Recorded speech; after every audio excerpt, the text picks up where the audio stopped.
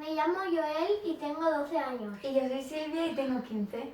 La escuela es importante porque además de enseñarnos distintas áreas del conocimiento y la cultura, también nos inculca valores y principios positivos. Además, nos forma para vivir en sociedad, adquiriendo normas para que en un futuro seamos adultos responsables y capaces de convivir con los demás respetándonos a pesar de nuestras diferencias. Yo creo que la escuela es tanto un derecho a la educación que tenemos los niños como también un deber para adquirir habilidades y conocimientos positivos para vivir. Pero con contenidos nunca orientados bajo las opiniones propias de quienes deciden estos conocimientos, sino abiertos a todas las opiniones y creencias.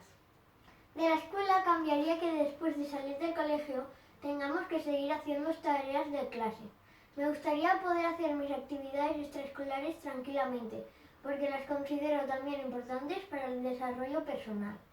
Y añadiría que para afrontar los grandes retos y desafíos futuros, fomentar en la escuela la formación en habilidades que se vienen exigiendo laboralmente hoy en día, como son la creatividad y la capacidad de liderazgo y de innovación.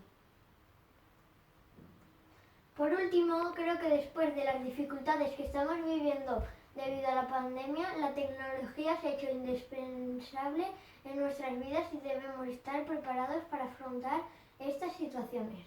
Se debería estudiar y elegir de forma inmediata qué plataforma tecnológica se pudiera utilizar de forma fácil y accesible a todos los alumnos, profesores y padres, y utilizar habitualmente para estar familiarizados y preparados ante nuevas emergencias.